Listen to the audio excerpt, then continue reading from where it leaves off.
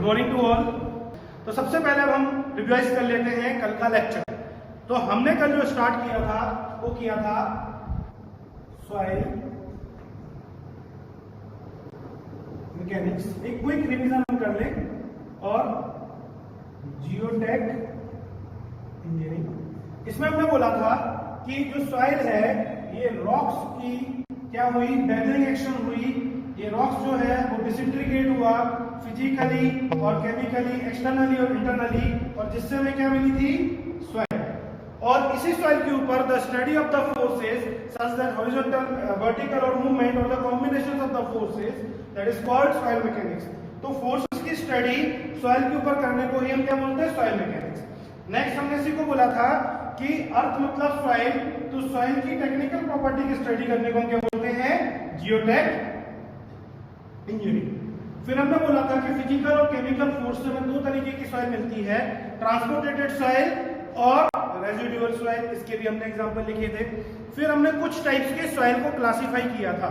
तो उसमें हमने आपसे एक चीज बोली थी कि जो फिजिकली फोर्स है, जो केमिकली फोर्स है, उसकी लिस्ट आउट हमने कर ली थी कल। फिर हमने वेदरिंग एक्शन की जो प्रॉपर आपकी सिक्वेंशियल प्रोसेस होती है वो नोट डाउन कर ली थी। फिर कुछ टाइप की हमने सॉइल डिफाइन करी थी। तो हमने बोला था बेस्ड ऑन एजेंट, केमिकली और physically, based on geological cycle तो ट्रांसपोर्टेड और residual, based on grain size तो कोर्स ग्रेन और fine grain, based on chemically तो ऑर्गेनिक और इनऑर्गेनिक। और इसमें हमने एग्जांपल्स लिखे थे सिल्ट, क्ले, ग्रेवल, सैंड। अभी हमें ये नहीं पता कि क्या होता है, पर जब हम इंडियन सॉइल क्लासिफिकेशन करेंगे एक एक चीज आपको क्लैरिफाई की जाएगी, डोंट वरी।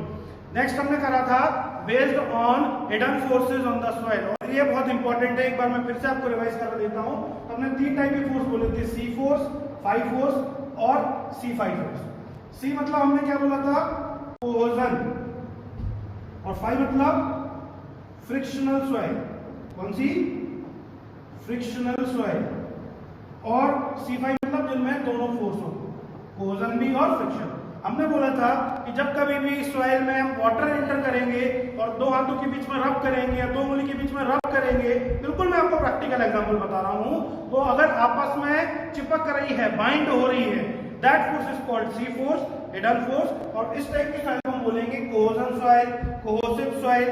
ठीक है। सिमिलरली मैंने बोला था कि यदि मैं सॉइल को दो हाथों के बीच में, अपने पाम में, अपने दोनों हाथों की गद्दी के बीच में उसको रब करता हूं और आपस में वो टकराती हैं और कुछ फ्रिक्शन क्रिएट करती हैं, that type of soil is called frictional soil. कौन सी सॉइल, फ्रिक्शनल सॉइल। तो हमने बोला था कि जिसमें कोहेसिव की प्रॉपर्टी है कोहेसिव, जिसमें फ्रिक्शन की प्रॉपर्टी है फ्रिक्शन। यदि इसमें फ्रिक्शन की प्रॉपर्टी नहीं है तो क्या बोलेंगे, फ्रिक्शनलेस सॉइल। इसमें कोहेजन की प्रॉपर्टी नहीं है तो इसको क्या बोलेंगे, कोहेजनलेस सॉइल। और ऐसी सॉइल जिसमें वाटर ऐड करते ही कोहेसिव प्रॉपर्टी आ जाए और वाटर जब पूरी तरीके से ड्राई हो जाए तो फ्रिक्शनल प्रॉपर्टी हो जाए, that type of soil is C5। इसके हमने कल एग्जांपल भी देखे थे। कोहेसिव सॉइल को हमने बोला था क्ले, सिल्ट, है ना। और इसमें हमने बोला था फ्रिक्शनल सॉइल में सैंड, ग्रेवल, याद है। और C5 सॉइल में हमने बोला था black cotton soil, red soil, काली मिट्टी, लाल मिट्टी, पीली मिट्टी आपने देखी होगी जो मुरम टाइप से रहती है। जैसे ही आप उसमें वाटर ऐड करोगे तो वो चिपकने लग जाएगी, और जैसे ही आप उसको पूरी तरीके से ड्राई करोगे और दो हाथों के बीच में रब करोगे तो वो फ्रिक्शन क्रिएट करेगी। तो ये एक हिडन फोर्सेस के बेसिस पे आपका सॉइल का क्या था, एक क्लासिफिकेशन था। और यहां से आपका क्वेश्चन घूमता है, आपको बहुत बेसिक क्वेश्चन आते हैं डिप्लोमा लेवल के, और उसमें बोलते हैं कि सॉइल हैव कोहेसिव प्रॉपर्टी, आप कोहेजन सॉइल, या वो आपसे क्वेश्चन में बोल दे clay, the soil having clay, तो मींस वो कोहेसिव प्रॉपर्टी है। द सॉइल हैविंग सैंड या the soil having gravel, it means वो कौन सी है, फ्रिक्शनल सॉइल। या हमने बोला black cotton soil, red soil, yellow soil, it means वो कौन सी है, आपकी C5 सॉइल है, जिसमें दोनों की प्रॉपर्टी एग्जिबिट हो रही है, कोहेजन की भी और फ्रिक्शनल की भी। क्लियर है यहां तक, कोई डाउट तो नहीं था। ये एक हो गया अपना क्विक रिकॉल एंड रिवीजन जो हमने कल पढ़ा था।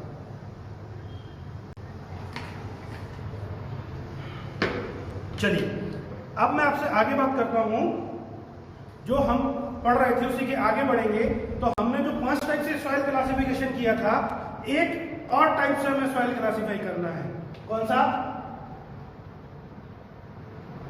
हेडिंग बना लीजिए, types of soil based on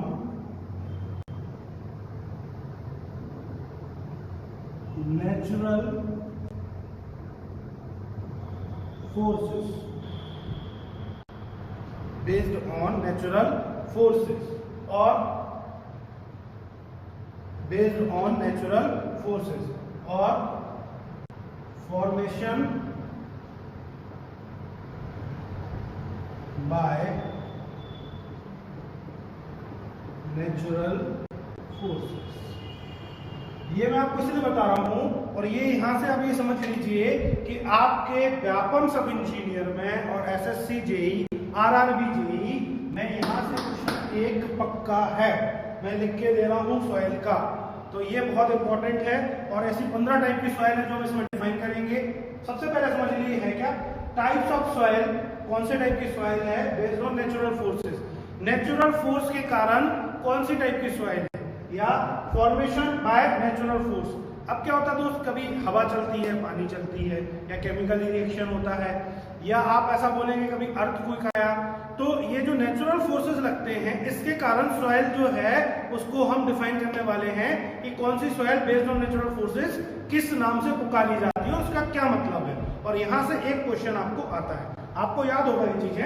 तो इसमें मैं आपको लिस्ट बनवाता जाऊंगा और डेफिनेशन लिखवाता जाऊंगा, तो डेफिनेशन मेरे साथ आप लिखते भी जाएं और समझते भी जाएं। तो आपकी कॉपी बिल्कुल खोल लीजिए। पहली जो है दैट इज एलुवियल सॉइल। कौन सी? Alluvial soil. लिख लीजिए इसको, और इसी के सामने डैश करके डेफिनेशंस लिखती जाइए। देखिए इसमें सबसे पहले डेफिनेशन, फिर मैं आपको इसमें डिफाइन भी करूंगा। They are deposited due to running river water। They are deposited due to running river water action। They are deposited due to running river water action। They found near river bank। They found near river bank. River bank मतलब नदी का किनारा। मैंने आपसे क्या बोला, ये ऐसे टाइप की सॉइल है जो नदी का पानी बहता है और उसके साथ बहकर नियर द रिवर बैंक, तो पानी के साथ बहकर निकल जाती है और नदी के आसपास कोनों में उनके साइड्स में मिलती है। तो नदी के आसपास जो सॉइल मिलती है उसको हम क्या बोलेंगे, एलुवियल सॉइल। फोर्स कौन सा लगा इसमें, natural force, running river water. कौन सा एक्शन लगा, रनिंग रिवर वाटर। तो रनिंग रिवर वाटर क्या हम कर रहे हैं, नहीं, कैसी है, नेचुरली रन हो रही है। तो that is why it is known as the alluvial soil. तो natural running river water force के कारण जो आपकी सॉइल मिलती है नदी के आसपास, that type of soil is called alluvial soil. दूसरी कोलुवियल सॉइल।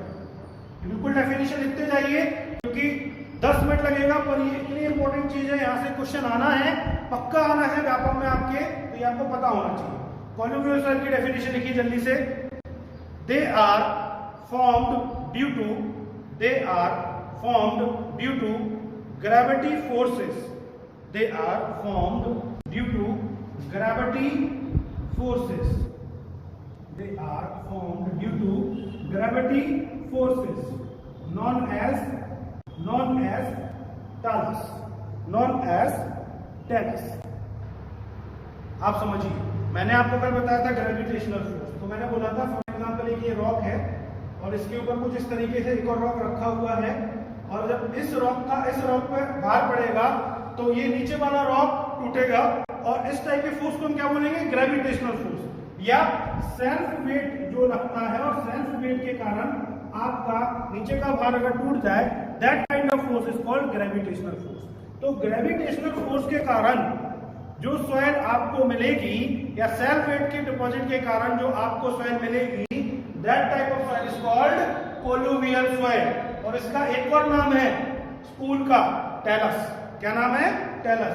और इस नाम से ये एग्जाम में कम से कम मैंने मेरे जीवन में 40 बार क्वेश्चन देख लिए हैं, अलग अलग एग्जाम में हर ईयर में।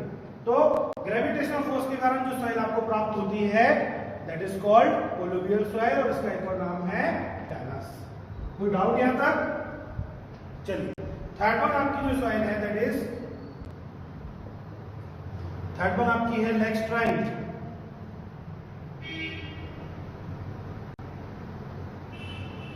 कौन सी है? लैक्स्ट्राइन। क्या बोलेंगे इंग्लिश में? लैक्स्ट्राइन।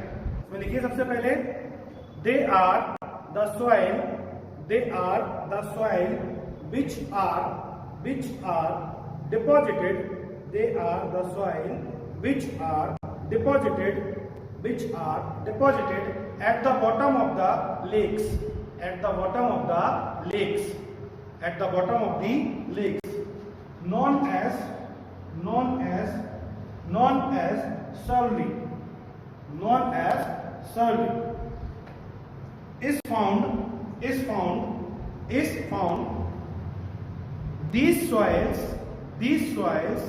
can't bear any type of force, these soil can't bear any type of force oblique load, can't bear any type of force oblique load। आप समझिए इसको, बहुत सिंपल सी बात है। फॉर एग्जाम्पल ये लेक है, लेक समझते हैं ना, झील। तो झील का वाटर कैसा होता है? स्टेबल, स्टिल, वो बहता नहीं है। नदी का पानी क्या है? बहता है। तो जब कभी भी आप इसमें कुछ भी चीजें डालते हैं ना, तो under the action of sedimentation नीचे जाके लेक बेड में, लेक बेड मतलब जो नीचे इसका पूरा तरह होता है, इसमें जाके डिपॉजिट हो जाती है। तो ऐसी टाइप की सॉइल जो नेचुरली आपकी हवा में छोटे छोटे पार्टिकल उड़ गए या आपने कुछ लेक में डाला और उस लेक में, उस झील में नीचे जाके जो चीजें डिपॉजिट हो गई, उसको मैं क्या बोल रहा हूँ? सरली। क्या बोल रहा हूँ? सरली। और उसी टाइप की सॉइल को मैं क्या बोल रहा हूँ? लैक्स्ट्राइन सॉइल। क्या बोल रहा हूँ? लैक्स्ट्राइन। आपने कीचड़ देखा होगा नालियों में, देखा है ना? बिल्कुल उसी तरीके का होता है। जब कभी भी आप किसी भी लेक में जाएंगे ना, तो आप उसके नीचे की जब मिट्टी निकालेंगे तो उनको कीचड़ जैसी दिखेगी, और जो कीचड़ कैसा रहता है? गिचगिचा। तो आप उसमें कोई भी लोड लगाएंगे, कोई भी फोर्स लगाएंगे, तो ऐसी टाइप की सॉइल किसी भी प्रकार का लोड लेने में सक्षम नहीं होती। तो ऐसे ही सॉइल को हम क्या बोल रहे हैं? लैक्स्ट्राइन सॉइल। तो सिंपल सी बात है, लेक में विंड डिपॉजिट या लेक डिपॉजिटेड जो सॉइल है दैट इज कॉल्ड लैक्स्ट्राइन सॉइल, उसका एक और नाम है सरली, और ये किसी भी प्रकार का फोर्स और लोड बियर नहीं कर सकती। तो ये छोटी छोटी सी चीजें मैं आपको लिखा रहा हूं, इन चीजों पे ही क्वेश्चन आपके घूमने वाले हैं बेटा व्यापक में। बहुत छोटी सी चीजें हैं बट बहुत इंपॉर्टेंट है। फोर्थ,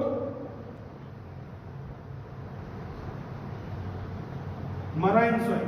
कौन सी सॉइल? मराइन। लिखिए इसको सबसे पहले, they are deposited near the, they are deposited near the sites of sea, sites of sea, they are deposited near the sides of sea. It can be colored, it can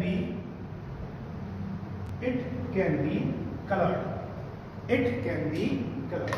तो marine एक ऐसा word है, marine मतलब समुद्र, बोलते हैं ना marine navy, marine site, तो ये क्या है? एक प्रकार से समुद्र।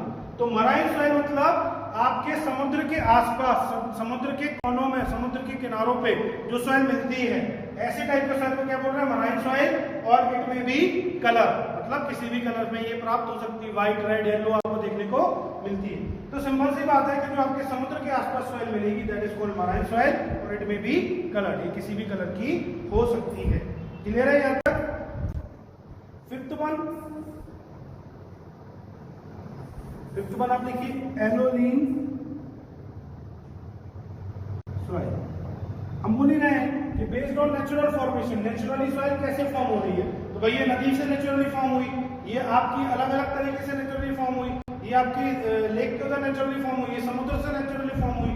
Fifth one is aeolian soil. इसमें लिखिए, these are the soil, these are the soil, these are the soil, these are the soil, these are the soil is due to wind deposited, is due to wind deposited, wind मतलब क्या? तो हवा से जो soil deposit होगी that is called एलोनिक soil.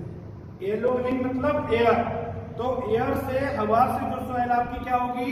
Deposit होगी natural force के कारण, ऐसी टाइप ऑफ सॉइल को क्या बोलेंगे? एलोनिक सॉइल। तो याद क्या रखना है इसमें? Wind deposit. क्लियर है ये पांचों? मैं मिटा रहा हूं, आगे बढ़ रहा हूं। इसमें कुछ ऐसी चीज है नहीं जो आपको रटना पड़े, बिल्कुल सिंपल सी चीजें मैं आपको बता रहा हूं और ये आपको बस ध्यान रखनी है। और जो आपको नोट्स बनवा रहा हूं एग्जाम के टाइम में क्विक रिवीजन करके जाना है, तो आपका क्वेश्चंस बाहर नहीं जाएगा। नेक्स्ट है लॉसेस सॉइल। कौन सी है? Losses soil. इसमें आप सबसे पहले परिभाषा लिख लें। ड्यू टू विंड डिपॉजिट, इसमें लिखिए ये भी विंड डिपॉजिट सॉइल है, बट एलोनिन और लॉसेस में क्या फर्क है मैं आपको अभी समझाता हूं। इसमें पहले लिख लीजिए। Due to wind silts are formed due to wind. Silts due to wind. Due to wind. Silts are formed. Silts are formed are known as silts are formed known as losses soil. Silt are formed known as losses soil. It is also known as the It is also well known as the collapsible soil. दो नाम है इसमें, है ना? It is also well known as the collapsible soil. आप समझना। एक आपके पास कौन सी सॉइल है? एलोलिन। तो मैंने बोला कि जो हवा से, विंड से उड़ के आपके पास सॉइल है दैट इज कॉल्ड एलोलिन। और मैंने बोला लॉसेस, तो एलोनिन के साथ आपके सैंड टाइप के पार्टिकल के लिए या दूसरे साइज के पार्टिकल्स भी उड़ के आ सकते हैं। मतलब किसी भी साइज के पार्टिकल उड़ के आए पार्टिकल, और उसको हमने क्या बोला? एलोनिन। लॉसेस भी विंड डिपॉजिट है, पर एक मैंने वर्ड इस्तेमाल किया सिल्ट्स। सिल्ट मतलब 2 माइक्रोन से थोड़े बड़े पार्टिकल और 2 माइक्रोन से छोटे नहीं। तो अब ये माइक्रोन क्या भी अपन समझेंगे। आप इतना सा बात समझिए कि सिल्ट मतलब फाइन पार्टिकल। मैंने कल भी आपको बताया था कोर्स ग्रेन मतलब बड़े पार्टिकल और फाइन ग्रेन मतलब छोटे पार्टिकल। तो लॉसेस ऐसी सॉइल है जो फाइन ग्रेन पार्टिकल्स को हवा में उड़ा के डिपॉजिट कर दे, दैट इज कॉल्ड लॉसेस। एक बहुत प्रैक्टिकल एग्जांपल आपको देता हूं। आप कोचिंग्स में, आपके स्कूल में, कॉलेज में जब जाते थे, जब बहुत दिनों तक बंद रहता था, तो जब आप जाते थे तो बेंच के ऊपर, टेबल के ऊपर आपको उसमें मिट्टी जमी हुई मिलती थी, थोड़ी थोड़ी सी धूल, बहुत पतली, जो आप हाथ लगाते थे तो महसूस होता था। जब आप हाथ लगाते थे तो ये महसूस होता था, बट देखते थे तो उतनी ज्यादा नहीं दिखती थी, या बहुत ज्यादा दिन हो जाता दिखती थी। ठीक है ना? तो वही जो सॉइल है, that type of soil is called losses, जो आपकी हवा से उड़कर आई, ठीक है, और आपके टेबल पर डिपॉजिट हो गई लाइक फाइन पार्टिकल्स। ठीक है, ये तो हो गई बात लॉसेस और एलोनिन की। यदि अब मैं लॉसेस सॉइल उस टेबल में से उस सॉइल को इकट्ठा कर लूं, ऐसा इकट्ठा कर लूं, और इकट्ठा करने के बाद मैं बोलूं कि इसमें लोड लगाऊं, फोर्स लगाऊं, तो लगेगा क्या? नहीं लगेगा। तो ऐसी सॉइल जो कोलैप्स हो जाए, उठाने पे ही झड़ जाए, तो इसीलिए इसका नाम क्या है? एक और कोलैप्सिबल सॉइल। तो that type of soil is loess soil, और उठाने पे वो इकट्ठी ना हो मिट्टी, that is why it is known as the collapsible soil, और it can't bear any type of the load. इस टाइप की सॉइल किसी भी प्रकार का लोड लेने में सक्षम नहीं होती है। क्लियर है बात?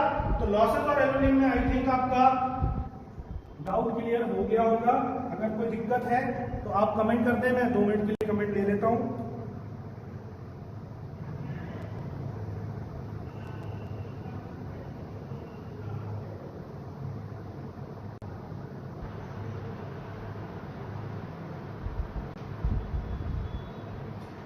लिमेस टैलस इसका नाम है बेटा, और ये आपको भी मैं आगे एक टाइप की और सॉइल बता रहा हूं, तो मैं आपको बताऊंगा उसको टैलस क्यों बोलते हैं। जब ग्लेशियर आपका पिघलता है तो ग्रेविटेशनल फोर्स उसमें भी लगता है, तो उसमें मैं आपको भी आगे डिफाइन कर रहा हूं आज ही के लेक्चर में, don't worry. By gravitational force मैं आपको बता चुका हूं कोलुवियल सॉइल दोस्त Rahul. Running river of water में बता चुका हूं आपको एलुवियल सॉइल। चलिए, मुझे नहीं लग रहा कि इसमें कोई डाउट होने वाला है, क्योंकि इतना खास नहीं है। आगे बढ़ते हैं। वार्प्ड क्ले, आपकी जो 7th नंबर की दैट इज वार्प्ड क्ले। लिखते जाइए, क्योंकि आप जो लिख रहे हैं ये आपका नोट्स बन जाएगा और हमेशा काम में आएगा लाइफ टाइम। मैं बोल रहा हूँ, हम आपको देंगे, पर ये बहुत ज्यादा इंपॉर्टेंट है। तो वार्प्ड क्ले में लिखिए, it is an alternate deposition of, it is an alternate deposition of silt और clay. It is an alternate deposition of, it is an alternate deposition of silt and clay near the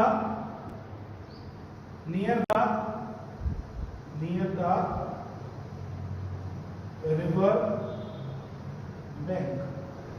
नदी के कोनों के आसपास आपको alternate deposition मिले silt का और क्ले का। अब ये अल्टरनेट कैसे मिलेगा? तो दोस्त, जब नदी का पानी बहता है तो वो ये देख के नहीं बहाता कि भाई पहले सिल्ट बहाऊं फिर क्ले बहाऊं। अल्टरनेट का मतलब है या तो क्ले या तो सिल्ट।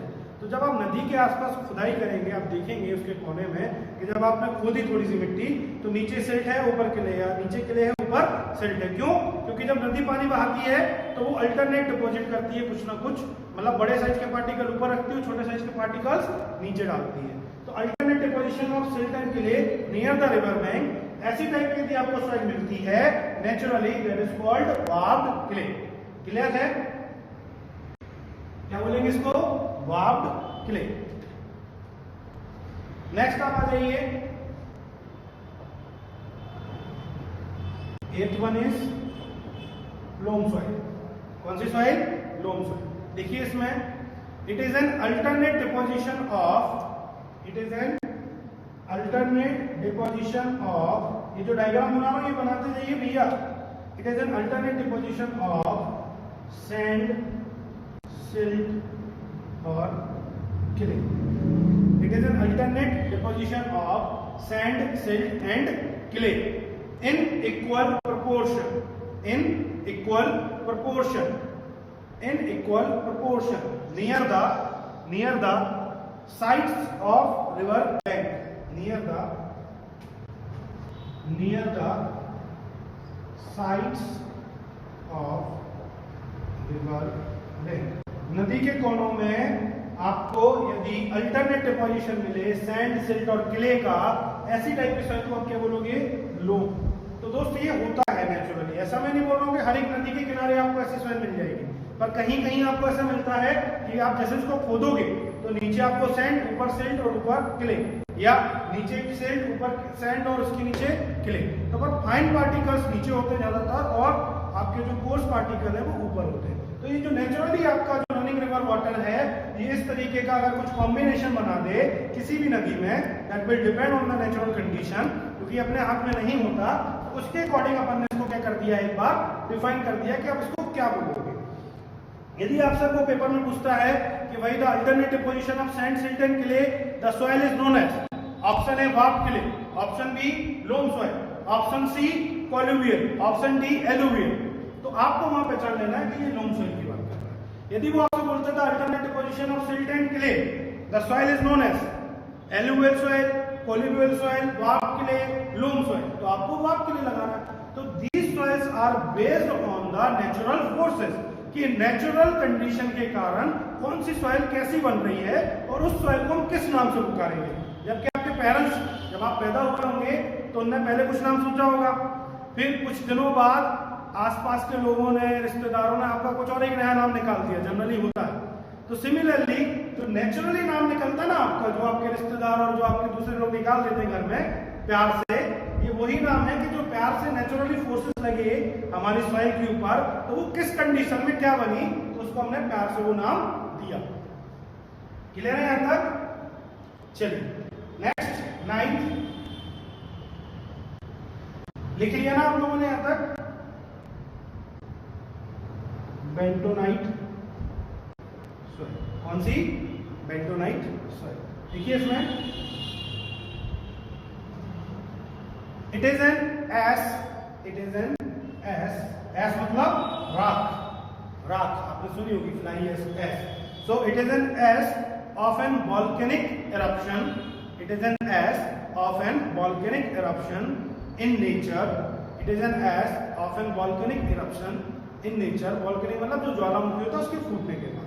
तो लिखिए it is an ash of volcanic eruption in nature, this soil can this soil can expand, this soil can expand, this soil can expand, expand मतलब फैल सकती है।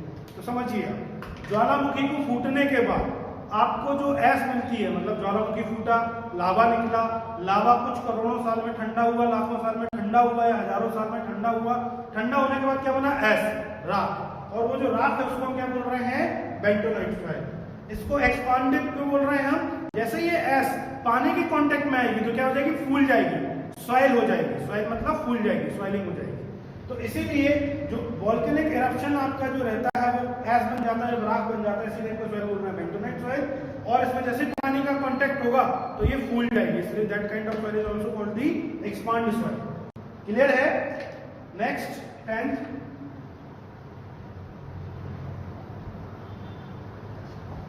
Expansive soil. ये मैंने एक अलग से नाम दिया आपको बुक्स में, इसी को हमने बेंटोनाइट को ही एक्सपांड सॉइल से डिफाइन किया है, पर मैं इसको इसलिए अलग से दे रहा हूं कि बहुत बार पूछा गया है तो आपको समझ में आना चाहिए। तो 10वां बना लीजिए एक्सपांसिव सॉइल। लिखिए इसमें जल्दी से, when water came in contact it swells, when water came in contact it swells, swells मतलब फूलना, फूलती है। जैसे ही पानी कांटेक्ट आती है ये वाली सॉइल तो वो फूल जाती है, मतलब जैसे ही सॉइल में हम पानी ऐड करेंगे सॉइल फूल जाएगी। तो लिखिए पूरी definition, when water came in contact it swells, and when water goes, and when water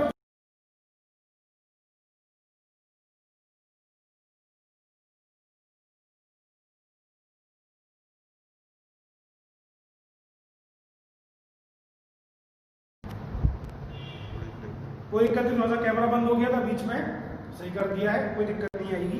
ठीक है, जो कट गया मैं ये डेफिनेशन आपको फिर से लिखा देता हूँ दोस्त। हम बात कर रहे थे एक्सपांसिव सॉइल की, और हमने इसमें बोला था कि जैसे ही ये वाटर के कांटेक्ट में आएगी तो ये क्या हो जाएगी? फूल जाएगी, और ये फूलेगी तो इसको क्या बोलेंगे? Expansive soil. तो मैंने आपसे बोला था when water came in contact it swells, when water came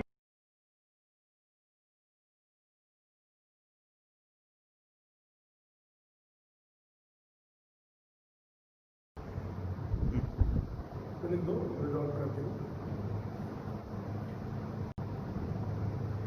कोई दिक्कत नहीं दोस्त। थोड़ा सा ब्लैंक जो आया है, सॉफ्टवेयर भी रहते हैं, आप लोग टेक्निकल लोग हैं तो आप लोग उस चीज को अच्छे से समझ सकते हैं। क्या होता है, एक रहती है ऑफलाइन क्लासेस तो हम उसमें रेगुलर पढ़ते हैं और पढ़ाते हैं, और एक होती है ऑनलाइन जो लाइव अपन आज पढ़ रहे हैं। मैं आपको रिकॉर्ड करके लेक्चर्स दे दूँ वो कोई काम की नहीं है, जो अपन नेचुरली 1 to 1 इंटरेक्ट हो रहा है ना लाइव क्लास में, उसका एक जो इंटरेक्शन है और उसकी एक जो समझ है वो अलग होती है। तो अब ये दिक्कत नहीं होगी, थोड़ी सी बीच बीच में जो प्रॉब्लम आ रही है हम रिजॉल्व करते जा रहे हैं। चलिए, तो आपका छूटा कुछ भी नहीं है, मैं आगे नहीं बढ़ाऊँ, अपन बात कर रहे हैं आगे एक्सपांसिव सॉइल की। तो मैंने बोला कि ऐसी सॉइल जैसे वो वाटर के कांटेक्ट में आएगी तो सॉइल हो जाएगी, और ऐसी सॉइल जैसे वो पानी उसमें से हट जाएगा तो श्रिंक हो जाएगी। तो मैंने आपको बोला था कि बेंटोनाइट कौन सी सॉइल है? वोल्केनिक इरप्शन में जो ऐश बनती है वो। एक्सपांसिव सॉइल की अपन डेफिनेशन लिख रहे थे तो लिख लीजिए फिर से, when water came in contact it swells, when water came in contact it swells, and when water goes on from it, and when water goes from it it shrink।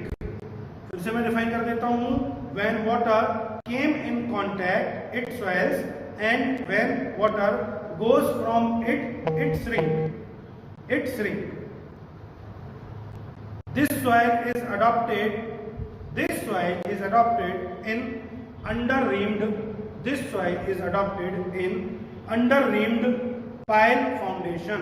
This soil is adopted in under-reamed pile foundation। under-reamed pile foundation से मतलब है कि जो आपकी pile foundation होती है उसमें ये इस्तेमाल करते हैं। एग्जाम्पल इसी में नीचे लिख लीजिए आप इसका एग्जाम्पल ब्लैक कॉटन सॉइल, काली मिट्टी, हिंदी में बोले तो काली मिट्टी। तो दोस्त एक्सपांसिव सॉइल मतलब जैसे ही वो वाटर के कांटेक्ट में आएगी तो फूल जाएगी, और जैसे ही वो पूरी तरीके से ड्राई होगी मतलब वाटर निकाल देंगे तो वो श्रिंक हो जाएगी। और ऐसे ही टाइप के सॉइल को हम क्या बोल रहे हैं, एक्सपांसिव सॉइल। एग्जांपल है ब्लैक बॉटम सॉइल, मैंने आपको इसकी डेफिनेशन भी लिखा दी है। क्लियर है यहां तक? चलिए जल्दी से और आगे बढ़ते हैं इसमें। नेक्स्ट जो आपकी है that is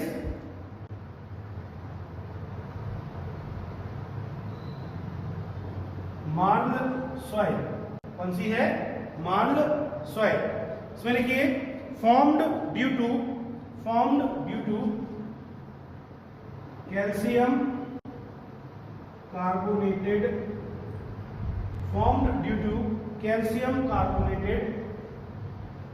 content।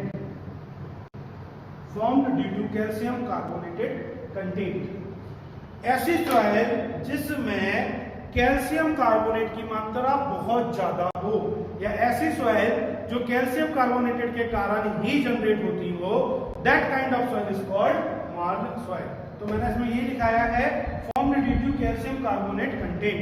Calcium carbonate के कारण जो सॉइल जनरेट होती है that kind of soil is called marl soil. Clear है? Next 12th bouldered clay. क्या बोल रहे हैं अपन? Bouldered clay.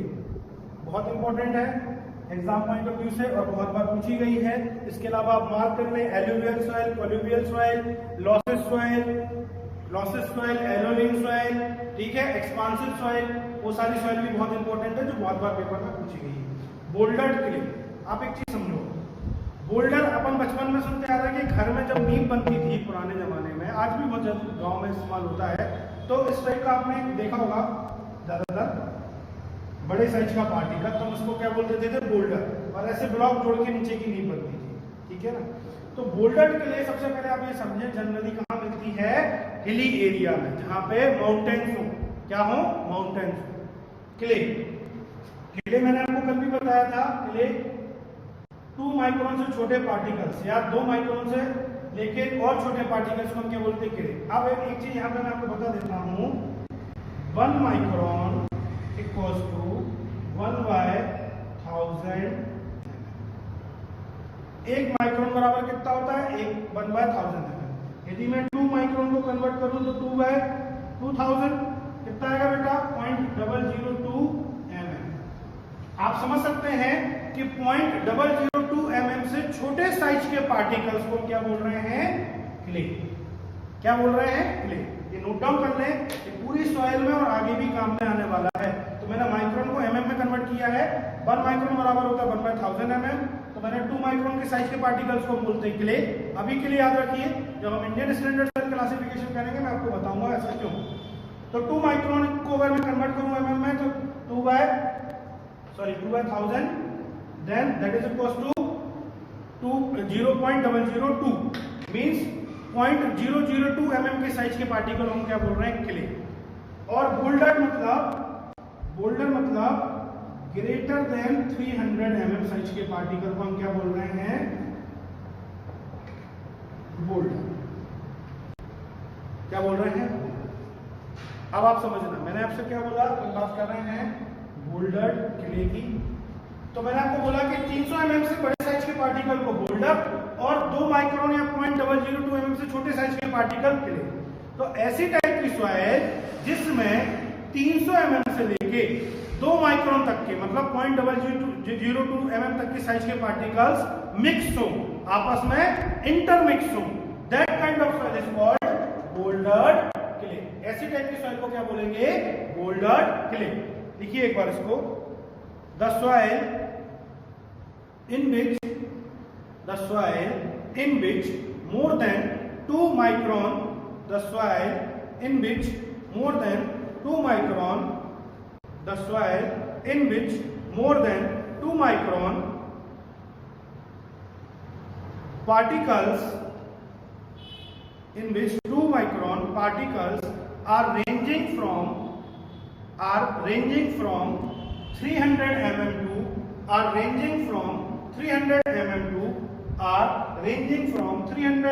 to 4 0.002 mm, 0.002 mm। तो एसिड सॉइल जिसमें 300 mm से लेके 0.002 mm तक के साइज के पार्टिकल्स प्रेजेंट हो, that type of soil is called bouldered clay. ठीक है, it is found in hilly areas. It is found in hilly area, पहाड़ों वाली जगह पे आपको ये सॉइल जनरली मिलती है देखने को। क्लियर है यहां तक? चलिए नेक्स्ट सॉइल जो आपकी है 13, that is called glacial soil. कौन सी है? ग्लेशियल। ग्लेशियर मतलब बर्फ के पहाड़, आपको बिल्कुल पता होगा, है ना, आइस वाले पहाड़। तो इसमें लिखिए सबसे पहले ice deposited soil, ice deposited soil due to temperature changes, ice deposited soil due to temperature changes. Temperature change के कारण जो बर्फ के पहाड़ पिघलते हैं और उससे जो सॉइल मिलती है that is called glacial soil. दोस्त मैं कल भी बता चुका हूं फिजिकल फोर्स और केमिकल फोर्स, और फिजिकल फोर्स में मैंने आपको बताया था ग्लेशियल फोर्स। और ग्लेशियर कब पिघलेगा? जब टेम्परेचर चेंज होगा, जब बर्फ का पहाड़ पिघलेगा तो वो टकराएगा अंडर द ग्रेविटेशनल फोर्स, वो सॉइल को तोड़ेगा, रॉक को तोड़ेगा। तो that type of soil is called glacial soil, जो बर्फ के पिघलने के कारण बनती है। क्लियर है? और ये ग्लेशियल सॉइल आपकी दो प्रकार से होती है, अनस्ट्रेटिफाइड और स्ट्रेटिफाइड। इसमें मैं आपका दोस्त आंसर देना चाहता हूं। निमेश जी आपने पूछा था ना कि टेलस क्यों बोलते हैं, मैं आपको बताऊंगा टेलस क्यों बोलते हैं, अनस्ट्रेटिफाइड और स्ट्रेटिफाइड। अब ये अनस्ट्रेटिफाइड क्या और स्ट्रेटिफाइड क्या? तो अनस्ट्रेटिफाइड मतलब ड्यू टू सडन फोर्स। लिख लीजिए बिल्कुल ऐसे एग्जाम्पल, ये जो मैं दिखा रहा हूं ये ऐसा ही लिख लीजिए, पेपर में कभी भूलोगे नहीं, सडन फोर्स। ठीक है, क्लियर है यहां तक?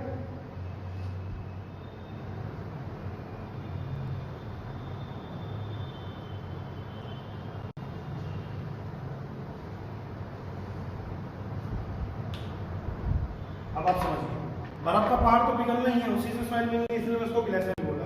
और बर्फ का पहाड़ दो कारण से पिघलता है, एक नेचुरल फोर्स के कारण और एक अननेचुरल। अननेचुरल मतलब एक सडन फोर्स। तो दोस्त स्ट्रेटिफाइड मतलब नेचुरल फोर्स, अगर आप इसको चाहें आप लिख सकते हैं नॉर्मल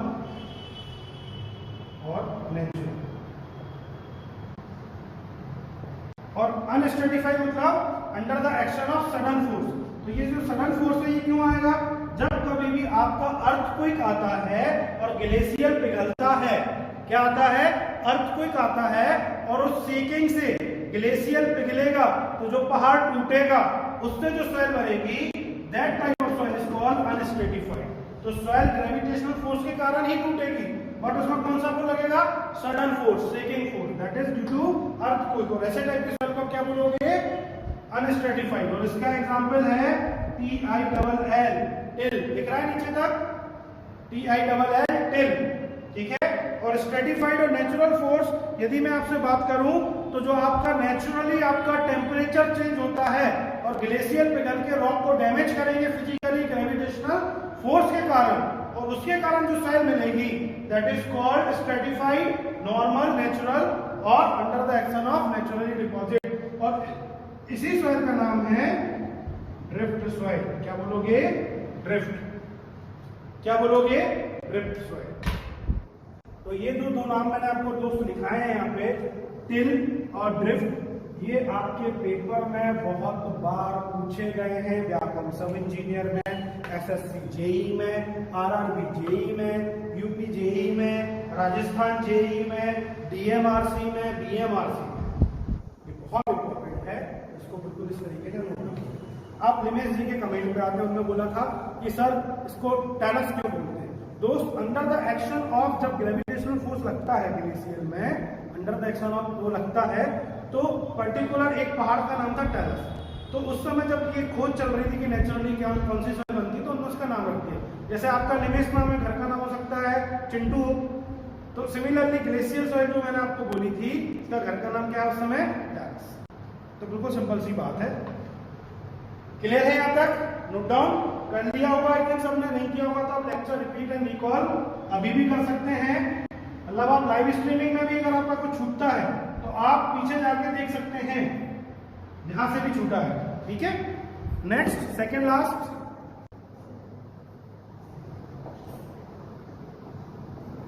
मुरम। मुरम सिविल इंजीनियरिंग में बहुत इस्तेमाल होता है इस वर्ड का। जब कभी भी आप रोड कंस्ट्रक्शन करते हैं, होता है नहीं होता है?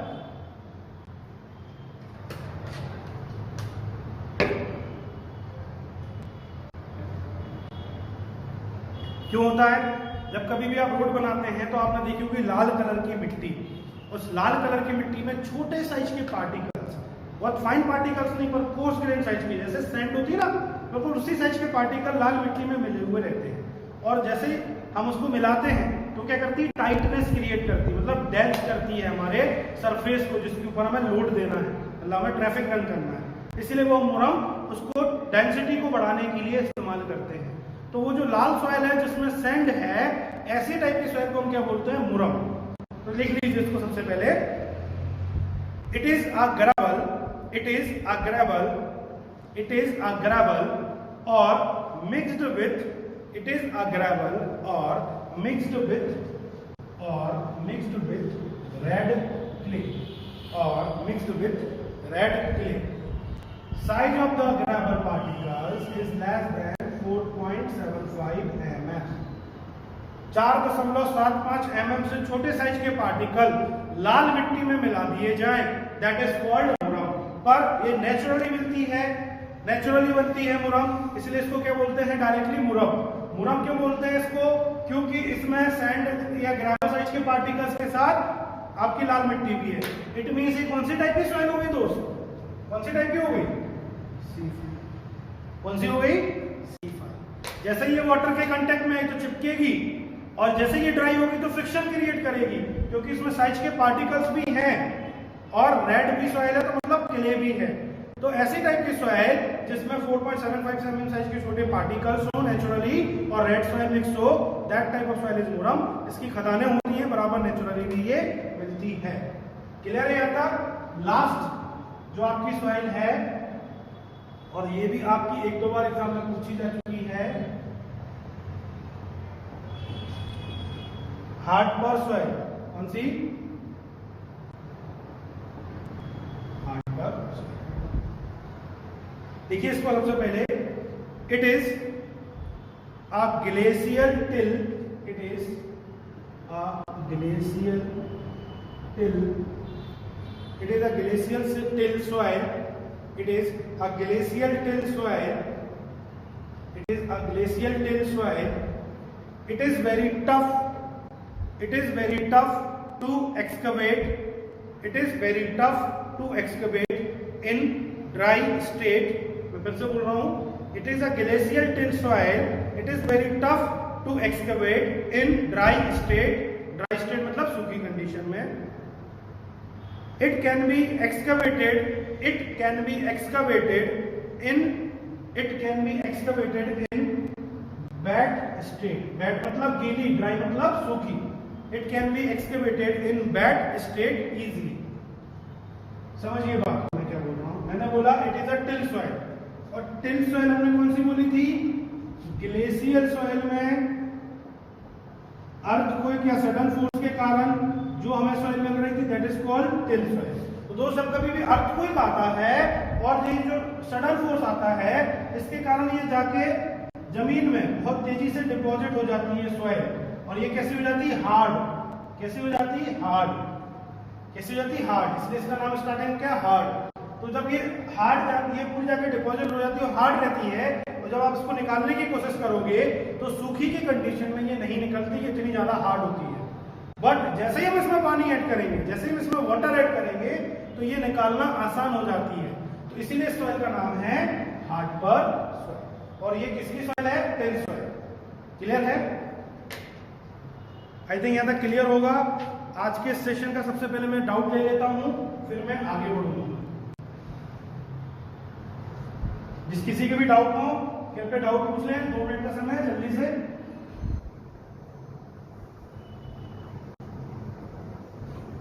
असली सॉइल फिर हम चालू करें। अभी तक तो हम जो पढ़ रहे थे ये बहुत नेचुरली सॉइल थी, अब असली सॉइल हम आज से पढ़ना चालू करेंगे।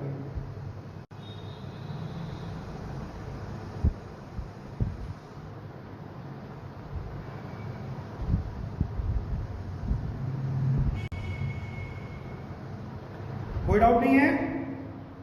हार्ट पर फिर से बता देता हूं दोस्त, मैंने आपसे बोला कि आपका जो ग्लेशियल है, ये जो रॉक है, ठीक है, ये कौन सा रॉक है? ग्लेशियल रॉक है, ठीक है।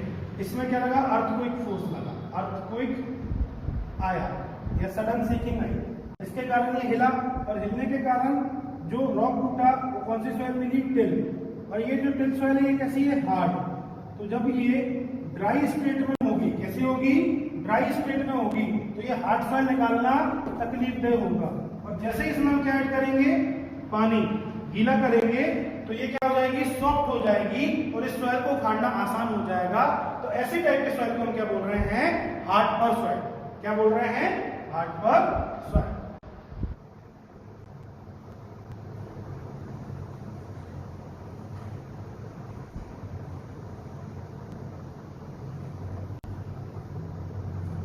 Thank you Bhupen.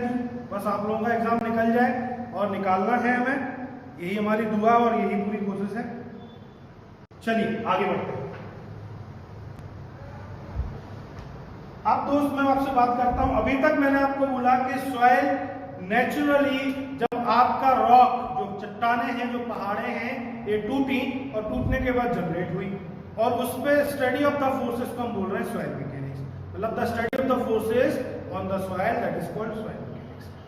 अब मैं बात करता हूं कि मैंने फोर्सेस की स्टडी करनी है तो हम कैसे करेंगे। तो आप एक चीज समझिए, मैंने आपको एक कहानी सुनाई थी, फिर से रिपीट कर रहा हूं कि पृथ्वी एक बहुत बड़ा गर्म आग का गोला थी, करोड़ों साल में ठंडा हुई, तो ठंडा होने के बाद उसमें हवा आई, फिर पानी बना, रोशनी बनी, और हार्ड चीजें बनी। तो सॉइल जो है, यदि अब मैं आपसे बात करूं, आप अब से, वो क्या था? Origin of the soil. और नेचुरली आप सॉइल की अगर परिभाषा लिखोगे तो आप देखोगे कि जो हवा, पानी, रोशनी बनी आपके अंदर, वो बनी सॉलिड, वाटर और एयर। कैसे बनी? Solid, water and air. तो soil is a intermix form of, soil is a intermix form of solid, water, air. ऐसा क्यों मैंने बोला? तो नेचुरली जब एयर है, प्रेजेंट है, तो आप जब नेचुरली देखते हैं, आज आप अभी घर के बाहर जाओगे तो नीचे देखोगे कि सॉइल है, तो मतलब उसमें कुछ ना कुछ मॉइस्चर कंटेंट है। क्यों मॉइस्चर कंटेंट है? क्योंकि अगर आप उसको 100% ड्राई भी कर दोगे तो एटमॉस्फेयर में कुछ ना कुछ ह्यूमिडिटी है, तो वो ह्यूमिडिटी मॉइस्चर गेन कर लेता है। तो मतलब यदि सॉलिड पार्टिकल्स हैं तो उसमें कुछ मॉइस्चर कंटेंट है, मींस वाटर है, और एयर तो पूरे एटमॉस्फेयर में प्रेजेंट है ही। तो मतलब अगर एटमॉस्फेयर में मैं सॉइल की बात करूं तो it is an intermix form of solid, water and air, और it is a blended form. Blended मतलब आपस में मिले हुए, of solid, water and air. अब आपका क्वेश्चन होना चाहिए था, सर कि वाटर, सॉलिड नीचे क्यों रखा, वाटर ऊपर और एयर ऊपर क्यों है?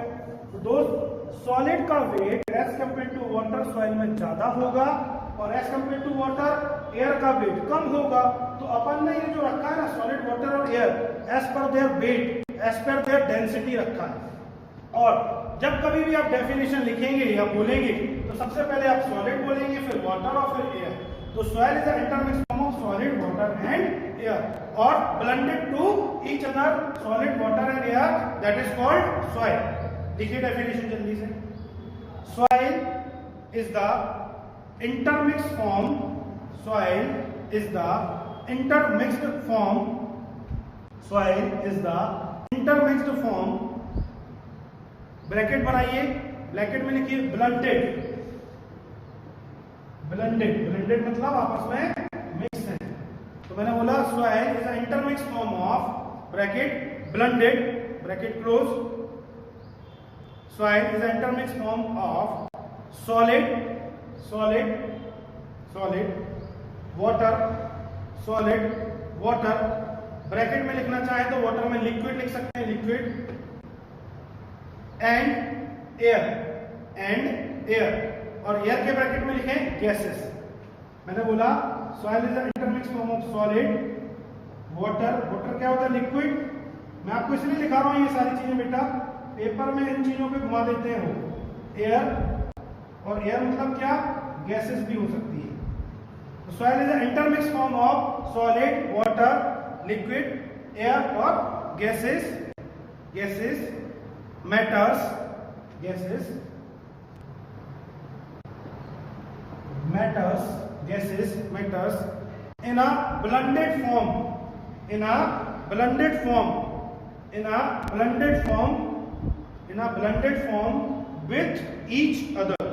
a blended form with each other, एक दूसरे के साथ ब्लेंडेड फॉर्म में सॉलिड, वाटर और एयर या सॉलिड, लिक्विड और गैसेस सब्सटेंसेस मिक्स हैं, दैट इज कॉल्ड सॉइल।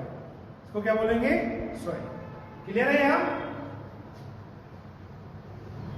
अब देखिए, अब आपका एक क्वेश्चन होना चाहिए था, सर ये आपने ब्लॉक में ही क्यों दिखाया, सर ऐसे भी तो दिखा सकते थे, सॉलिड, वाटर, एयर, या ऐसे भी तो दिखा सकते थे।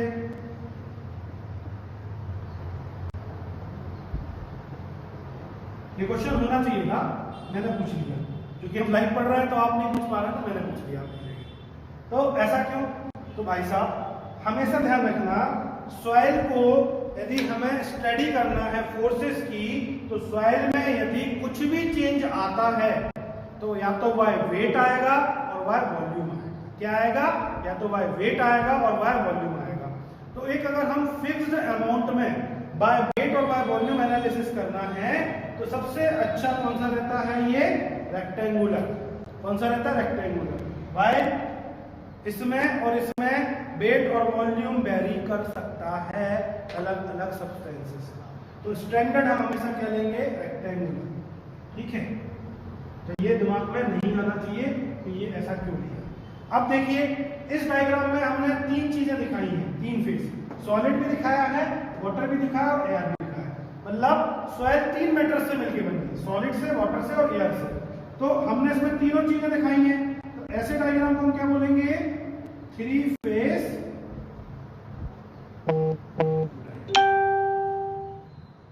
यदि मैंने तीनों कंडीशन दिखाई तो क्या बोलूंगा, थ्री फेज डायग्राम। यदि मैं सिर्फ दिखाता सॉलिड और वाटर तो क्या होता, दो फेज, तो ऐसे डायग्राम को क्या बोलता, टू फेज डायग्राम। और यदि मैं सिर्फ दिखाता सॉलिड तो ऐसे डायग्राम को क्या बोलता, मैं बता देता हूं, पर अभी आपके काम का नहीं है, अभी मैं आगे इसको आपको डिफाइन करूंगा। इस डायग्राम को हम बोल सकते हैं टू फेज डायग्राम, और इस डायग्राम को हम बोल सकते हैं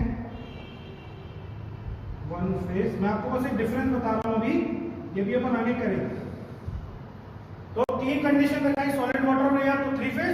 दो कंडीशन दिखाई सिर्फ सॉलिड या वाटर, या टू स्टेट दिखाई तो टू फेज, और एक स्टेट दिखाई तो वन फेज। पर अभी हमें जो मतलब है वो थ्री फेज से रखना है। ये मैं आगे आपको कंडीशन बनाता जाऊंगा और बताता जाऊंगा। तो ये डायग्राम बना लें दोस्त, और उसके नीचे बराबर लिख लें थ्री फेज डायग्राम। क्या लिखेंगे, थ्री फेज डायग्राम। इसी में लिखिए नीचे, the state of which the state of which the soil is known as, the state of which the soil is known as phase diagram, the state of which the soil is known as phase diagram, the state of which the soil is known as phase diagram। जिस state में हम soil को दिखा रहे हैं और जिस diagram से हम सॉइल को दिखाएंगे, सॉइल की स्टेट को, सॉइल की कंडीशन को, that state diagram is called phase diagram. तो ये जो रेक्टेंगुलर ब्लॉक है तो मैं क्या बोल रहा हूं, फेज डायग्राम। और तीनों फेज दिखाए हैं, solid, water, air, that is known as the three phase diagram. देखिए इसमें, the condition of the soil are indicated by, the condition of the soil are indicated by, the condition of the soil are indicated by block diagrams, the condition of the soil are indicated by block diagrams is known as three-phase diagram. Is known as three-phase diagram. Is known as three-phase diagram. आप एक चीज को समझिए दोस्त, naturally जब लोग soil mechanics पढ़ाना चालू करते हैं तो मैंने जो आपको कल से लेकर अभी तक की कहानी बताई ना, ये बहुत सारे लोग नहीं बताते, ओरिजिन ऑफ द सॉइल बोल के खत्म कर देते। पर मैं आपका ऐसा बेस बनाना चाह रहा हूं कि आप यदि एक बार सॉइल पढ़ रहे हैं तो दोबारा आपको सॉइल किसी से भी पढ़ने की आवश्यकता ना पड़े और खुद भी रिवाइज करें तो क्विक रिवीजन हो जाए, ऐसे कॉन्सेप्ट डेवलप हो जाए। इसलिए मैंने आपको वो बेस बनाया। क्वेश्चन हम तभी प्रैक्टिस कर पाएंगे जब बेस अच्छा होगा, तभी आपको मजा आए। क्लियर है? यहां तक डेफिनेशन क्लियर है? कोई दिक्कत नहीं होगी आई थिंक किसी को भी। चलिए, तो हमने बोली सॉइल की परिभाषा, it is an intermix form of solid water और एयर, और it is intermix form of solid liquid और gaseous matter which is blended to each other, जो कि आपस में मिले हुए हैं। और इसको हम फेज डायग्राम से रिकमेंड करेंगे, और यदि हम उसमें तीन फेज दिखा रहे हैं तो that is called three phase diagram. कोई दिक्कत यहां तक? चलिए, अब हमें सॉइल को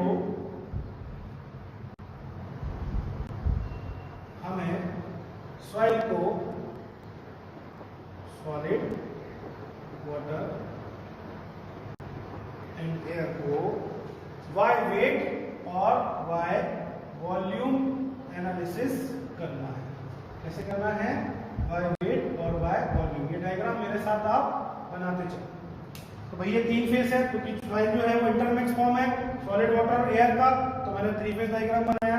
अब इसको मुझे बाय वेट और बाय वॉल्यूम करना है, तो इस ब्लॉक का वेट क्या होगा? तो उसको मैं बोल रहा हूँ WA, wait of air.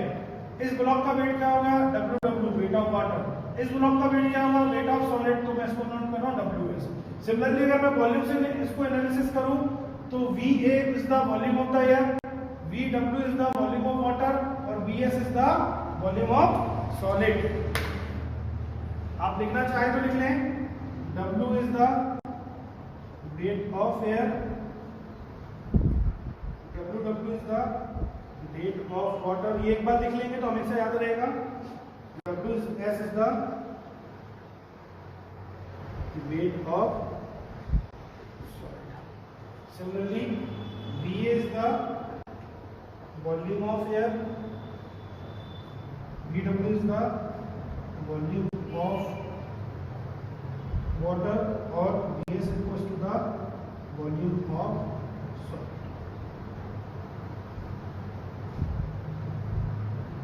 Clear है यहां तक? नोट डाउन कर लीजिए जल्दी से।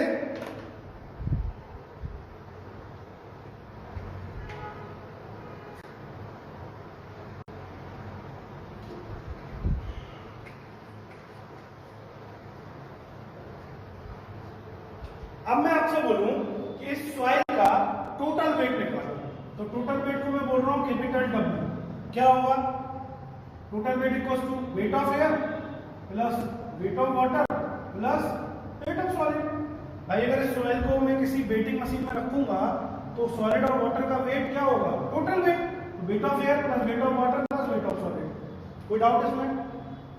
But weight of air equals to 0। ऐसा क्यों?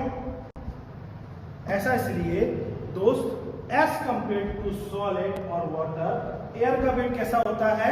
नेग्लिजिबल। मैं बात कर रहा हूं वजन की। फॉर एग्जांपल ये मार्कर है, तो मेरे हाथ में इसका वेट कैसा है?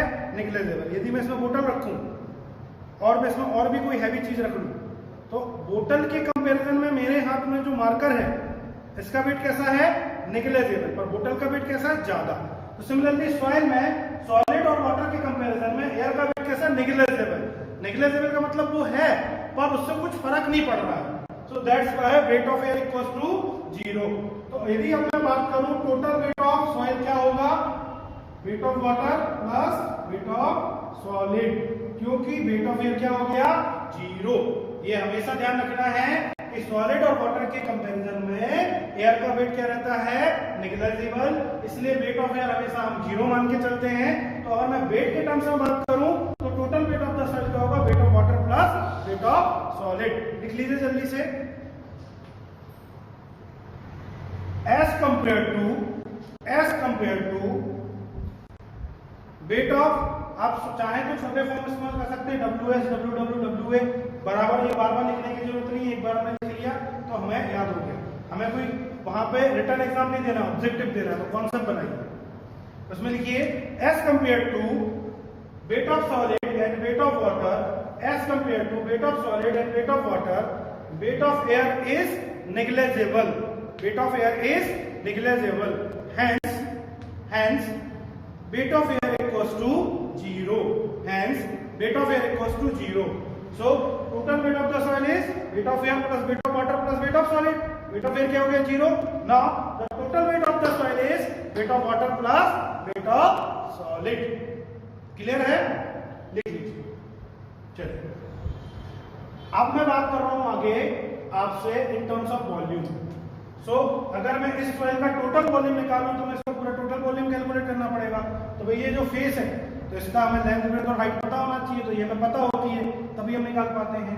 तो total volume of the soil is volume of air plus volume of water plus volume of solid. ये मैं आपको डिफाइन किया। But in terms of volume, volume of air can't be 0, volume of air can't be 0। अब आप बोलोगे sir क्या मजा ले रहा आप, तो बोले वेट ऑफ एयर आपने वहां 0 कर दिया और जब वेट नहीं है तो फिर वॉल्यूम कैसे आएगा?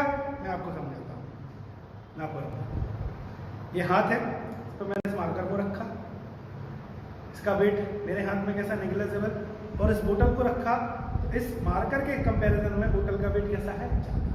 इसलिए क्या हो गया नेग्लिजिबल, कि इससे मुझे कोई फर्क ही नहीं पड़ रहा मेरे हाथ पे।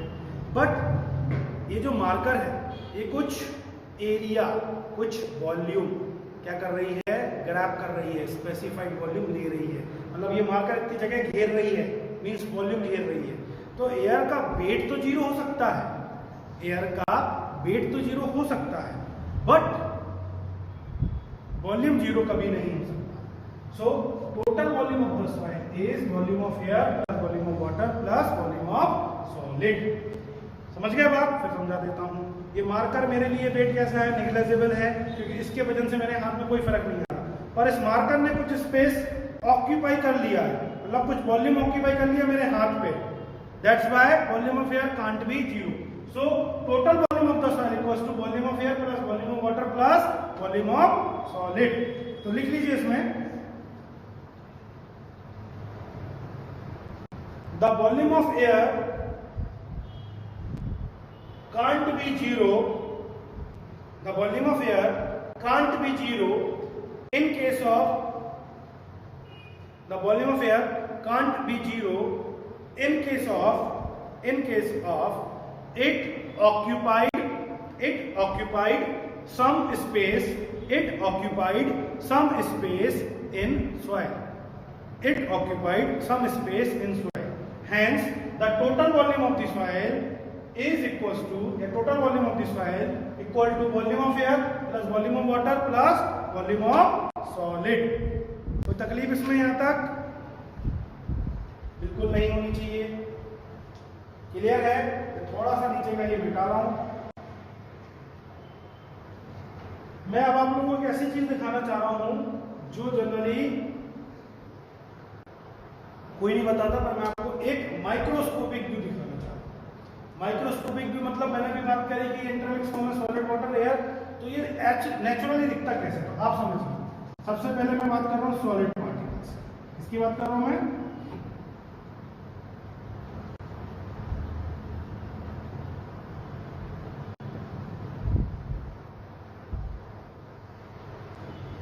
सॉलिड पार्टिकल्स, सॉलिड पार्टिकल्स मतलब जो सॉलिड है।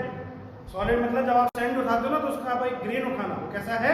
सॉलिड। जब तक आप उसको पूरी तरीके से लोड नहीं लगाओगे तो टूटेगा नहीं। तो ये कौन से पार्टिकल्स हैं? सॉलिड। तो इसको मैं एस लिख रहा हूं, ठीक है? ये कौन से पार्टिकल्स हैं? सॉलिड। इन पार्टिकल में क्या मिक्स है? वाटर। क्या मिक्स है? वाटर। तो भाई एक पार्टिकल से दूसरे पार्टिकल को जब कभी भी आप देखोगे तो इनके बीच में गैप रहता है, क्योंकि अलग अलग साइज के होते हैं, शेप के होते हैं और सॉलिड होते हैं। तो इनके गैप में क्या भरा हुआ है?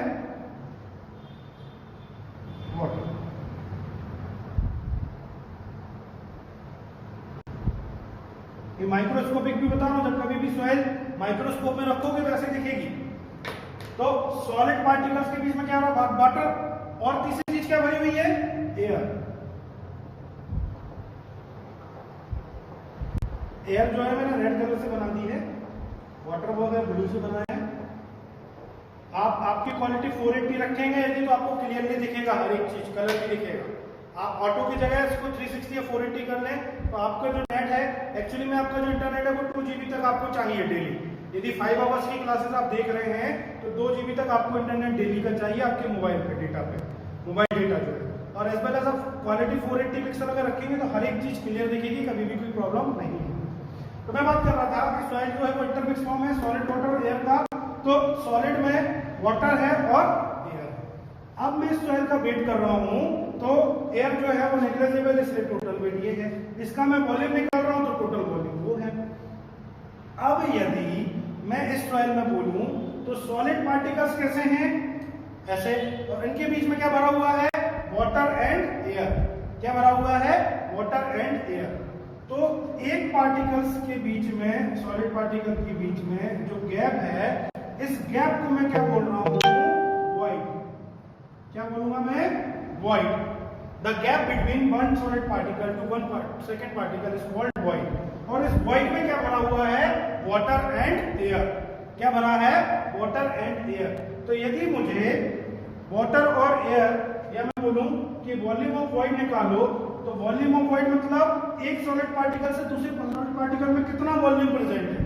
एक सॉलिड पार्टिकल से दूसरे सॉलिड पार्टिकल में कौन सा वॉल्यूम, एयर और वाटर प्रेजेंट है। तो क्या होगा, volume of void equals to volume of air plus volume of water. तो सब बता देता हूं, सॉइल जो है वो इंटरमिक्स फॉर्म है सॉलिड वाटर और एयर का। तो सॉलिड में वाटर है, एयर है, मतलब एक पार्टिकल से दूसरे पार्टिकल के बीच में जो गैप है उसको मैं क्या बोल रहा हूं, वॉइड। और उन वॉइड में क्या भरा हुआ है, वाटर एंड एयर। तो मैंने नहीं बोला कि आप क्या निकालो, वॉइड। तो क्या निकालना पड़ेगा, एयर और वाटर का वॉल्यूम। तो यदि मैं बोलूं कि वॉल्यूम ऑफ वॉइड निकालो, ये जो गैप है इसका वॉल्यूम निकालो, तो volume of void equals to क्या हो जाएगा, volume of air plus volume of water. Solid के बीच में भरा हुआ है इसीलिए। तो लिखिए, देखिए डायग्राम चाहे तो बना ले, मेरा पर्सनल है, बुक्स के नहीं डायग्राम में बनाता हूं, और ये माइक्रोस्कोपिक व्यू। इसमें लिखिए,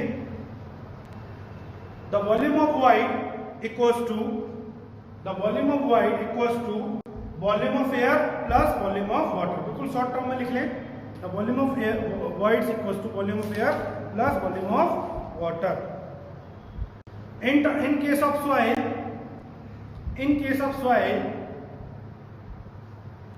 the voids or gaps between one particle to solid particle, the gaps between one particle to one particle to next particle of solid particles is called void, and the voids is filling with water and air, and the voids is filling with water and air. So the volume of void equals to, आप चाहें तो ऐसा भी लिख लें, volume of voids equals to volume of air plus volume of water. Clear है बात, कोई डाउट यहाँ पे? एक नोट लिख लें, ये जो नोट है ये पूरी सॉइल में काम में आने वाला है, और ये नोट आप लिख लीजिए 100 रुपए के नोट में। नोट मतलब ये वाला नोट इंपॉर्टेंट। देखिए note, when the soil is dry, when the soil is dry, the volume of void is 0. When the soil is dry, the volume of void is 0. यदि soil पूरी तरीके से मैं ओवन में रख के सुखा दूं तो वाटर उसमें से निकल जाएगा, एयर निकल जाएगा, तो क्या हो जाएगा, 0। तो मैंने बोला when the soil is oven dry, the volume of void is 0. तो ये तो हो गया 0। बट जैसे ही मैं ओवन से सॉइल बाहर निकालूंगा तो वो कांटेक्ट में आएगी एटमॉस्फेयर के, और एटमॉस्फेयर में ह्यूमिडिटी नेचर में कुछ मॉइस्चर कंटेंट प्रेजेंट है, एटमॉस्फेयर में एयर प्रेजेंट है, तो अगेन वो कांटेक्ट में आएगी तो एक सॉलिड पार्टिकल से दूसरे सॉलिड पार्टिकल के बीच में क्या बना देगी, गैप, वॉइड। सो व्हेन, इसमें आगे लिखिए, when the soil is again, when the soil is again contact, when the soil is again contact with the nature, when soil is again contact with the nature, when the soil is again contact with the nature, then volume of void, then volume of void can't be zero, then volume of void can't be zero। अभी मैं इसको और अच्छे से define करूंगा जब हम void ratio पढ़ेंगे। क्लियर है? जब हम वॉइड रेशियो की परिभाषा पढ़ेंगे उसमें मैं आपको एक बार और इसको बहुत अच्छे से डिफाइन करूंगा। ये हो गया पहला नोट। दूसरा 100 रुपए का नोट चिपकाइए आज के लेक्चर का। देखिए, if the volume of solid, if the volume of solid is assumed as,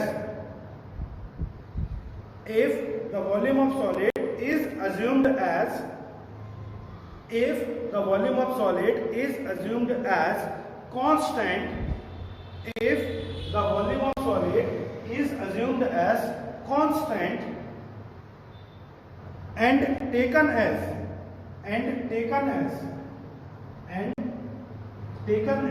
unity, मैंने बोला if the volume of solid is assumed as constant and taken as unity, unity मतलब 1, मतलब volume of solid equals to, यदि हम क्या ले लें, 1 ले लें, मैंने बोला if the volume of solid is assumed as constant and taken as unity, the volume of solid equals to, यदि हम 1 ले लें, then such type of phase diagram, then such type of phase diagram is known as, then such type of phase diagram is known as, then such type of phase diagram is known as unit phase diagram, then such type of phase diagram is known as unit phase diagram. समझिए मैं आपको क्या समझाना चाह रहा हूं। सबसे पहले ये बोतल है, इस बोतल में मैंने सॉलिड पार्टिकल भरे यहां तक, फिर मैंने इसमें वाटर भरा और एयर नेचुरली इसमें फिल हो गया, इसको मैंने कैप रखा, ठीक है। अब मैंने इस पूरे सॉइल में, इसमें मैंने सॉलिड, वाटर और एयर भरा, ओवन में रख दिया। ओवन में मैंने इसको ड्राई किया, परफेक्टली ड्राई हो गई, तो क्या बचेगा, सिर्फ वाटर हट जाएगा, एयर हट जाएगा, तो क्या बचेगा, सिर्फ सॉलिड। क्या बचेगा, सॉलिड। और ऐसी कंडीशन में जब सॉइल परफेक्टली क्या है, ड्राई है, तो volume of solid equals to, हम क्या ले लेंगे, 1, क्या ले लेंगे, 1, और that is equals to unit phase diagram. क्या बोलोगे, यूनिट फेज डायग्राम और 1 फेज डायग्राम। क्या बोलोगे, यूनिट फेज डायग्राम और 1 फेज डायग्राम। मैं फिर से बता देता हूं, इस बोतल में मैंने यहां तक सॉलिड भरा, यहां तक वाटर भरा और एयर नेचुरली इसमें आ गई, इसको मैंने ओवन में रखा और परफेक्टली इसको मैंने ड्राई किया। ड्राई करने के बाद वाटर और एयर हट जाएगा, क्या बचेगा, सिर्फ सॉलिड। नेचुरल के कांटेक्ट में नहीं आई, सिर्फ मैं ओवन में भी रखी हुई है, नेचुरली कांटेक्ट में नहीं आई, तब की बात कर रहा हूं। तो ऐसी कंडीशन में जब ओवन ड्राई करने के बाद सिर्फ सॉलिड पार्टिकल्स प्रेजेंट हो, that is called volume of solid equals to unity और इक्वल्स टू 1। और ऐसे में जब वाटर और एयर क्या हो जाएगा, 0, तो आपका क्या बचेगा, सिर्फ सॉलिड। और ऐसे में इस डायग्राम को क्या बोलूंगा, 1 फेज डायग्राम और यूनिट फेज डायग्राम। ऐसा क्यों, इसमें लिखिए आगे, because the volume of solid, because the volume of solid never changes, because the volume of solid never changes. ऐसा मैं क्यों बोल रहा हूं, ये बोतल में, अब मैं आप समझो कि सॉइल में 4 कंडीशन बनाऊंगा, कल जो लेक्चर आएगा अभी से बता देता हूं। 4 कंडीशन, या आप ऐसा समझो कि नेचुरली जब कभी भी आप सॉइल को कंस्ट्रक्शन के लिए इस्तेमाल करोगे तो 4 कंडीशन में आपको सॉइल मिलेगी। या तो सॉइल कैसी होगी, ड्राई, सूखी हुई होगी, या तो सॉइल कैसी होगी, पार्शियली सैचुरेटेड, पार्शियली मतलब कुछ अमाउंट ऑफ वाटर उसमें प्रेजेंट होगा, या तो सॉइल कैसी होगी, फुली सैचुरेटेड, मतलब उसमें अप टू 100% तक वाटर प्रेजेंट होगा। और चौथी कंडीशन, या तो सॉइल कैसी होगी, पूरी तरीके से डूबी होगी, तो क्या बोलेंगे, सबमर्ज्ड सॉइल। तो सॉइल की 4 कंडीशन बनेगी। पहली, या तो सॉइल परफेक्टली ड्राई होगी, दूसरी या तो सॉइल कैसी होगी, पार्शियली सैचुरेटेड, मतलब 100% से कम वाटर प्रेजेंट होगा। तीसरी कंडीशन बनेगी आपकी सॉइल फुली सैचुरेटेड, मतलब 100% वाटर अवेलेबल होगा। और चौथी कंडीशन आपकी बनेगी पूरी तरीके से सॉइल सबमर्ज होगी, मतलब नदी में या कहीं पे डूबी हुई मिलेगी। तो ये 4 नेचुरली कंडीशन में आपको सॉइल मिलती है, जिससे आपको पूरी सॉइल मैकेनिक्स में डील करना है। इसको फर्दर में आगे डिटेल हम पढ़ेंगे। तो आज मैंने सिर्फ पहली कंडीशन आपको बताई कि यदि मैंने सॉइल को ओवर ड्राई कर दिया तो वाटर और एयर क्या हो जाएगा, जीरो, सिर्फ क्या बचेगा, सॉलिड। सो ऐसे केस में हम क्या बोलेंगे, यूनिट फेज, यूनिटी, और यूनिटी मतलब volume of solid equal to 1, और जब सिर्फ सॉलिड बचेगा मतलब एक फेज बचा है, इसलिए इस डायग्राम को हमने क्या बोला, वन फेज डायग्राम और यूनिट फेज डायग्राम। और चारों कंडीशन में कभी भी सॉलिड का वॉल्यूम चेंज नहीं होगा, चाहे सॉइल ड्राई हो, चाहे पार्शियली सैचुरेटेड हो, चाहे फुली सैचुरेटेड हो, चाहे सबमर्ज्ड हो, पानी में डूबी हुई हो। ये कैसे होगा, कल हम अपने लेक्चर में डिस्कस आगे करेंगे। यहां तक क्लियर है? अब आज के लेक्चर का अगर कोई डाउट हो तो आप हमसे पूछ लीजिए। We are available for doubt.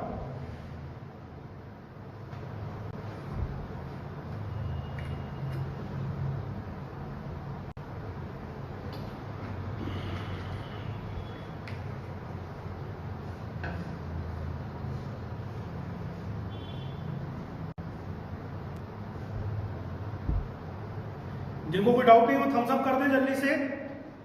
अगर 3-4 थम्स अप आ गए मीन्स हाँ जी आ रहे हैं। प्रेम, जितेंद्र, दिवांश, क्लियर है। राहुल, बहुत बढ़िया बेटा। अभी बेटा जो तो थोड़ा सा सॉइल मैकेनिक्स जो है ना वो थोड़ा सा स्लो चल रहा है। स्लो इसलिए भी चला रहा है जानबूझ के कि अगर मैं आपको बहुत बेसिक से नहीं बताऊंगा ना तो आपसे चीजें नहीं बनेंगी, क्योंकि पेपर में कॉन्सेप्ट जो है बहुत बेसिक चीजों पे घूमते हैं, ठीक है। और यदि आपने वो बेसिक कॉन्सेप्ट एक बार कर लिए, वो क्वेश्चंस आपको ऐसे कोई बनेंगे, आपको कुछ रटना नहीं पड़ेगा, मेरी जिम्मेदारी, मेरी गारंटी। और पेपर आपका निकलेगा, बस जितना मैं बता रहा हूं उतना लगाते जाइए। आज से 10 क्वेश्चंस का डेली डोज आपको मिलना चालू हो गया है, वो इस्तेमाल कर लीजिए। यदि आपके मोबाइल में डेटा नहीं है, 2 GB पर डे वाला डेटा पैक डला लीजिए, क्योंकि बिना उसके आप लेक्चर्स नहीं देख पाएंगे। 2 GB डेटा आपको लगेगा पर डे का। और यहाँ से जो भी प्रॉब्लम्स थी वो इंटरप्ट वाली पूरी चीजें सही हो चुकी हैं। आई थिंक आज वॉइस भी ऑडिबल आपको होगी और देखने में भी कोई तकलीफ नहीं हो रही होगी। हर एक लेक्चर में अब हम आधे घंटे का ब्रेक रखने वाले हैं, क्योंकि हमने जब खुद अपने लेक्चर्स देखे कल लाइव तो हमें ये समझ में आया कि हम लगातार अगर आपको 3 घंटे पढ़ा देंगे तो आपका दिमाग डिस्टर्ब हो जाएगा। तो हमें एग्जाम निकालना, दिमाग डिस्टर्ब नहीं